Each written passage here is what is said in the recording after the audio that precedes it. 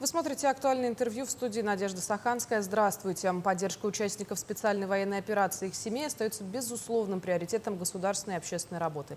Но фронт работы не заканчивается на передовой. Он продолжается здесь, в тылу. Это юридическая помощь, социальная адаптация, медицинская реабилитация и объединение ветеранов в сильное сплоченное сообщество. Как эта работа выстроена в нашей республике, этот и другие вопросы обсудим сегодня с заместителем председателя Ассоциации ветеранов СВО в Республике Саха Алексеем Ксенофонтовым. Алексей Федорович, здравствуйте. Здравствуйте. Давайте, наверное, немножечко поговорим об истории создания ассоциации, когда она вообще была организована.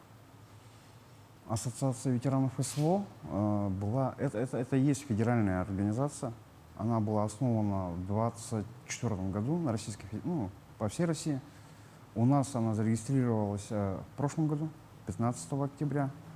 Юридически мы официально зарегистрировались, и уже с 15 октября прошлого года мы начали свою работу. До официальной регистрации мы уже вели какую-то базу, мы сплочали, какой-то коллектив собирали и уже начинали свою работу. Но на тот момент мы работали уже неофициально, да. Основная работа и юридическая регистрация она прошла 15 октября 2025 года. Организация совсем молодая. Организовались, как вы поняли, уже мы не так уж и давно, это было совсем недавно, пару месяцев назад, можно сказать. Активно работаем по многим направлениям, да. Есть рекомендации от федерального органа, да, ассоциации, от Корсовета, по каким направлениям мы должны работать, да. Проходят очень множественные сборы у ассоциации. Были в Уфе, в Москве, в Москве, в Уфе и планируется еще в Владивостоке, да. Там нас обучают по всем базовым направлениям, начиная от психологии, да, заканчивая юриспруденцией. Как себя вести в тех или иных ситуациях. В практике, да, то, что нарабатывают другие коллеги, мы применяем, делимся на этих собраниях, собрания, туры, да, можно сказать, обмен опытом. И отталкиваясь от этого, мы уже по сей день работаем, уже работа идет очень хорошо. Угу. Ну вот 1 июля отмечался День ветеранов боевых действий. Как отметили его в ассоциации?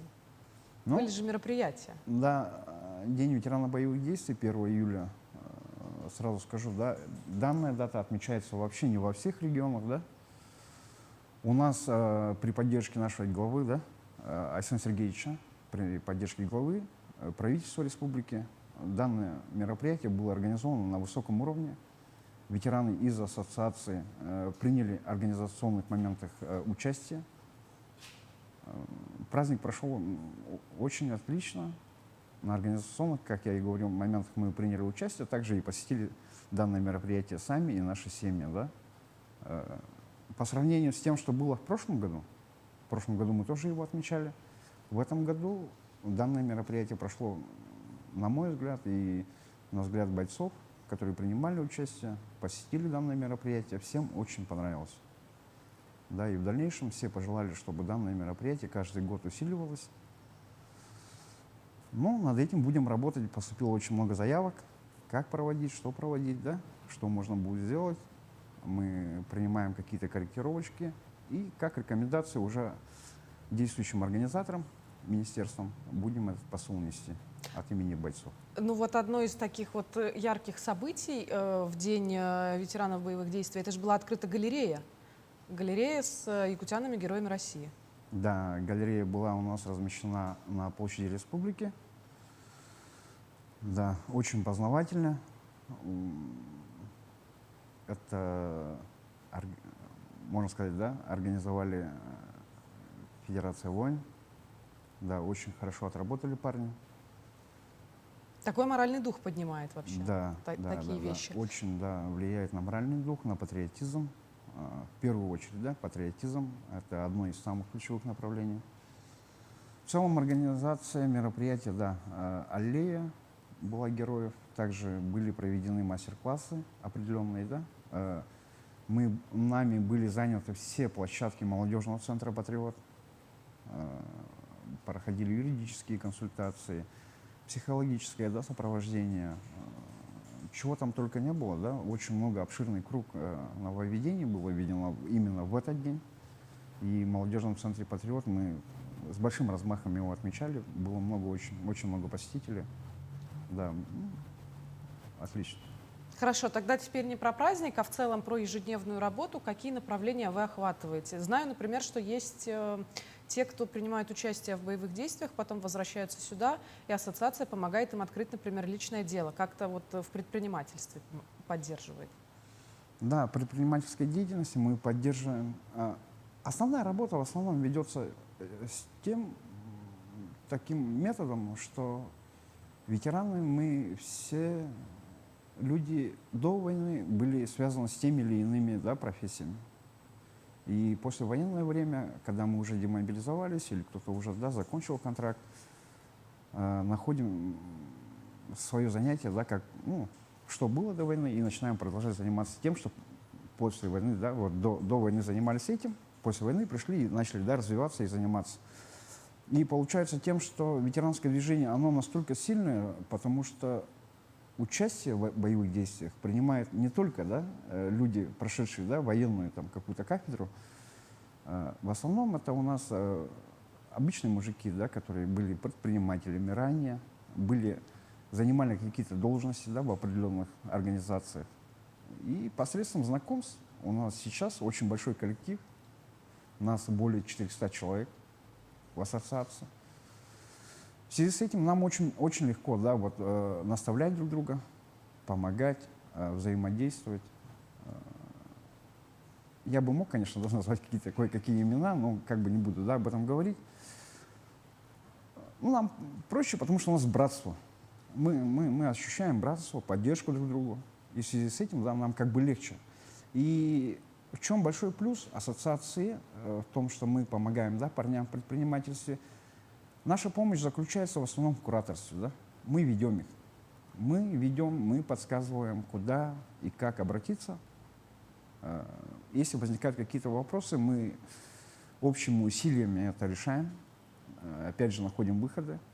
И как бы так, и это очень помогает нам. А вот у ассоциации есть взаимодействие с ведомствами, возможно, с филиалом Фонда защитники Отечества? Вот просто вы отметили, например, там психологическую поддержку, да? Какое-то там сопровождение, скажем, по медицинской реабилитации? Да, Здесь как у нас работает? очень много заключено соглашений с определенными ведомствами, с ресурсным психологическим центром, также с Фондом защитника Отечества, также напрямую, да, у нас соглашение ДОСАП. Ну, в основном все ведомства, которые тем или иным боком, ну, заняты и соприкасаются с патриотизмом, да, что-то, ну, имеют какое-то направление к этому, со всеми у нас в основном уже заключены соглашения, и мы всесторонне во взаимодействии с ними работаем. Хорошо, давайте вернемся тогда к мероприятиям, потому что, например, весной были соревнования по стрельбе. Какие-то... Год же еще продолжается, что-то еще планируется провести? Да, весной на полигоне Слуз были проведены впервые, да, соревнования по полевой стрельбе среди ветеранов боевых действий. Охват был нацелен не только на ветеранов специальной военной операции, принимали участие бойцы также чеченской кампании и разных, да, военных локаций. Мероприятие прошло очень отлично. Да. В целом по спорту мы планируем организовать в определенных видах спорта сборные от республики, от нашей ассоциации. Такой спорт, как футзал. Мы сейчас подготавливаемся, работаем в этом направлении. По адаптивным видам спорта тоже, да, рассматриваем. Ведем переговоры с Министерством спорта, с обществом инвалидов, адаптивных видов спорта. Работа идет, планы очень большие. Хотелось бы все-таки организовать определенные по определенным спортивным направлениям сборные, которые смогли бы выступать уже на российском уровне и рекомендовать себя уже как более деятельные спортсмены и ветераны. Алексей Федорович, и про семьи я совсем не спросила. Как идет работа с членами семей участников специальной военной операции? Да, с семьями у нас как бы связь, опять же, да. Якутия у нас совсем небольшой регион, сами понимаете. И большинство, связь между семьями и бойцами, она как бы сейчас, тем более, да, в положении, когда очень сложно со связью, она обрывается. Родные переживают, бойцы находятся на передовой, связи нет. И, соответственно, путем, опять же, посредством, да, знакомств, определенные ведомства тоже работают в этом направлении. Мы даем определенную информацию, помогаем семьям связаться с родными, которые ведут непосредственно, да, участие в боевых действиях. Также предоставляем информацию вообще, такие, очень много вопросов поступает, да, и которые мы официально не регистрируем. В основном мы проводим их так, да. Работа ведется круглосуточно в основном, потому что время у нас совсем разное. У нас ночь, там у нас... Совершенно другой часовой пояс. Да, часовые пояса. Поэтому, можно сказать, 24/7 мы на связи, работаем. Расположены также мы сейчас официально, да, в молодежном центре «Патриот», ассоциация, 335-й кабинет, 202-й микрорайон, 18/3. Семьям весной у нас проходили большие программы, да, по очистке снега, по подготовке там и так далее. В прошлом году тоже работали, да, до организации еще. Ну и в этом году работа тоже продолжается. Алексей Федорович, большое спасибо, что пришли к нам сегодня, поделились информацией. Я думаю, что зрители сделают для себя необходимые выводы и придут по нужному адресу. А вы приходите к нам еще. Спасибо. До свидания. Напомню, вы смотрели актуальное интервью. До встречи в эфире.